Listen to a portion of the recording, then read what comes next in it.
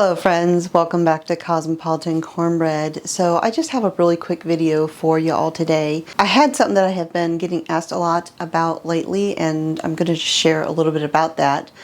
But first, I just wanted to talk about that abandoned dog that we have been caring for. I have reached out to a rescue group. They said they will get back to me.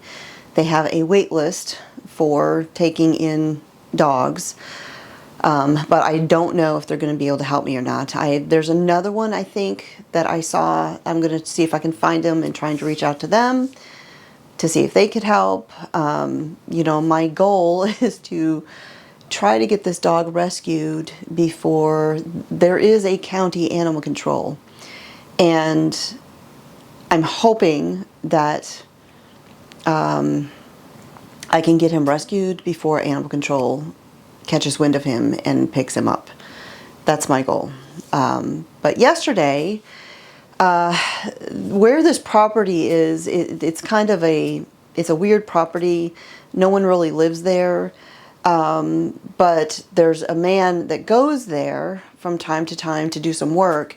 And I saw him yesterday and I asked him, well, I told him about the dog and everything. And I asked him, do you think it would be okay for me to put a doghouse out here for him? You know, I told him the situation. This dog was dumped. I'm trying to get him rescued, but, you know, he's here. Do you think I could do this? And he's like, I don't think that'd be a problem with a doghouse as long as it's out of the way. I'm like, oh yeah, I'll put it off to the side. It won't block anything. It'll be great. And he's like, no problem. So I was actually on my way to town when I saw him and spoke with him about that, and went ahead and I got him a doghouse. And while I was out, because I keep food for him here, but it took me longer in town. I didn't want to come here and then have to turn around and leave again. And so I just picked up a couple cans of some yummy dog food for him, and a jug of water while I was in town, and just stopped and fed him and everything while I was on my way back.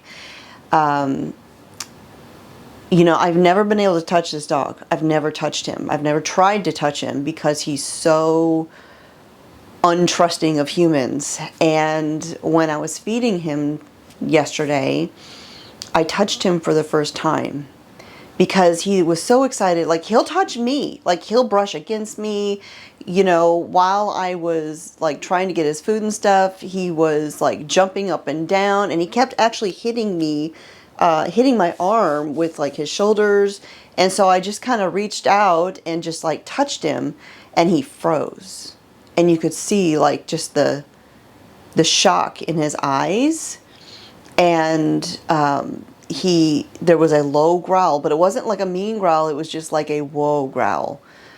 But I'm not going to try and touch him again, but I touched him, you know, and it's hard because, you know, you want so badly for this dog to be loving, and you just want to pet this dog and show him that humans can love dogs, and show affection and be best friends. But he is just not there. And it's, you know, it's been a while, but again, I'm only stopping and feeding him. You know, I'm not like spending long periods of time there. So if he was rescued and he had more human interaction, I think that would make a huge difference. But I dragged his doghouse over there for him that I bought yesterday. And my word, those things have gone up in price. I have the same kind of dog houses for our bucks that live separate from the other goats. Yeah, they cost way more than they used to. But got him a dog house. I took his dog bed that I had gotten him and put it in there. I bought the dog bed just a couple days ago, but I wanted to get it inside there because I don't want it getting rained on and getting all wet. So I went ahead and put it in there, and I didn't know what he would think about the dog house. But he kind of walked around it a little bit and sniffed it, and then went right in and laid down. And he clearly loves his new shelter. And now when it storms, there's been storms popping up all over the place. Nothing here. But if it does storm, or when it storms, he'll have a shelter to go to, and hopefully I will hear from the rescue or be able to find another rescue again before the county catches hold of him. Because look, if the county takes him, he's not going to be friendly. He's going to be very wild and aggressive, and I know he'll just end up getting put down. And so that's why I'm trying to get him rescued, because he can't live out there forever, y'all. It's not. I mean, I could feed him as long as he's there, but I just don't see a dog thriving out there. No rabies shots, no real care other than food, and I did sneak flea and tick stuff into his food, and he's had that at least, but yeah. So anyways, that's where we're at with the dog. Praying we can find a rescue for him. So then I wanted to share the other thing. I have had a bunch of questions lately about the cattle panels that I use in the garden, how I set them up and things like that. So years ago in Alabama, I did a video where I talked about and I showed the different ways that I use cattle panels in my garden, and I showed how I set them up. And so I thought this would be a great time to just kind of reshare that footage for the people who did not see it or who are new to the channel and, curious about the gardening stuff and all of that. And so I'm just going to insert that old video from the way, way back right here.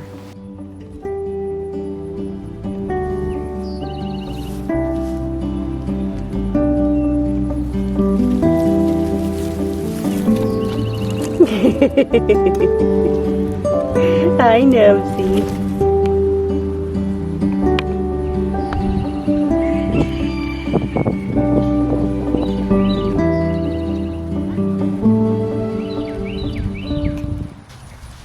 All right, so I've got my 3 trellises in once again, and I got them planted and good to go. So it is time to take a short break, drink some water, and all that good stuff.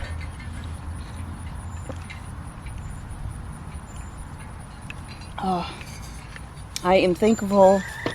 I am very thankful for the overcast sky today. I have a lot that I've been working on getting done out here, and that has made it much more tolerable. It's actually not that hot today either, and there's a little bit of a breeze, so it's kind of perfect to be out here playing catch up. So I often get questions about these trellises. If you are new to gardening, or maybe you've never seen vertical gardening like this before, people wonder what these are and how I put them together. So these are cattle panels. Cattle panels are basically a heavy duty type of fencing that is almost indestructible. I mean, this stuff lasts for years and years and years and years and years. It comes in a couple different sizes. Normally you'll find it in 16-foot sections that are about I think they're like 50 inches tall. There's also ones called hog panels, which have they're usually shorter and have like closer together sections, but these are cattle panels, and these are the most common ones that are used for trellises. So generally when I use these trellises, I have 3 different ways that I use them. So all throughout my gardens, you'll see cattle panels or sections of cattle panels that I'm using as vertical trellises for tomatoes and other plants. And again, here you can see how incredibly thick this stuff is. I mean, it's not going anywhere. And when they are in the wall formation like this, I put T-posts into the garden beds, whether it's in-ground or raised bed, and then I use these little brackets. And these things actually come with most T-posts, but a lot of times the people there forget to give them to you. But if you ask, they'll come with them. And it just wraps around the T-post and it holds the cattle panel in place. And then I can tie up my tomato plants and all sorts of things like that. These trellises right here are whole 16-foot cattle panels, and they have been bent into an arch. And again, I use T-posts to hold them in place to keep them from going anywhere, because cattle panels are very stiff and they do want to straighten themselves out. And so by putting something nice and firm that I can attach the panel to, they're not going to go anywhere. And using the panels like this in the arch gives me a nice tall growing space. Now, I'm sure there's different methods for cutting cattle panels, but I find that the easiest way to do that is with one of these. This is a bolt cutter, which I need to de-rust a little bit because it got left in some wet grass or something. But this makes cutting cattle panels easy, and I don't know what I would do without one of these things. They're not expensive. I think it was like $20–30. I've had this thing for years and it works great for cutting cattle panels, any kind of fencing. Yeah, bolt cutters. I think everybody needs a set of these. So now for this trellis configuration where I have the two sections coming up to a point, I don't know if you can see it up there, but I just used zip ties, heavy duty zip ties, to hold the ends together. And then down at the bottom where I had cut the cattle panel in half, I left the raw edge with sharp points sticking down. That way it just goes straight into the ground and anchors itself in place, and I don't have to worry about any kind of T-posts or garden stakes or anything like that, because it's not going to go anywhere. Now, if I was just going to use a section of one of these cattle panels as a trellis, for instance, like I have over there on the raised beds, I would not want to leave these points because these are very, very sharp. So I always take my bolt cutters and I cut as close to this vertical piece as I can possibly get. Because if you don't, and you walk by and you catch yourself on that, it is not going to feel good. I got my cattle panels at my local Tractor Supply. I've also seen them at the Farmers Co-op, and I'm sure Rural King and other places have them because they're a pretty common tool of sorts that are used in agriculture. I paid, now the price can vary depending upon where you live. I can say that I paid somewhere around $20 to $25 tops per cattle panel. And I know that might seem pricey, but if you think about a store-bought, pre-made trellis that's probably not going to last you very long, especially like those wood ones, you might get one season out of them, two if you're lucky, and they're going to cost a lot more than 20 bucks. Whereas these cattle panels, I have to tell you, I have bought a few of them every year, you know, just a few at a time, growing my supply. I can't tell you which is the first ones I bought and which ones I just bought, because they are so durable that they just don't show wear and tear. I mean, I sincerely don't remember if it was the arches back there that were the first ones that I bought, or if it was these ones over here that I'm using as horizontal walls. I couldn't even tell you. They are definitely well worth the money, and I don't think I definitely couldn't have the garden that I do without them. And I use these things for everything. As you've seen, I grow beans on them. I use them as tomato trellises. I just use my spool of that like natural fiber twine. It's the same spool that I've been using ever since I moved here to the homestead. One spool has lasted me years and years, and I just tie things to those trellises. My beans grow up them, my melons grow up them. Growing vertically helps you grow way more stuff than you would ever have the room to do if you had to grow it all on the ground.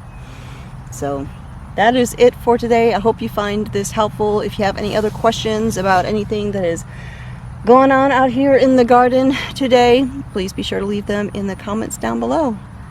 I'm going to drink some more water and then get back to work. So thanks for hanging out with me here in the garden. I will talk to y'all next time.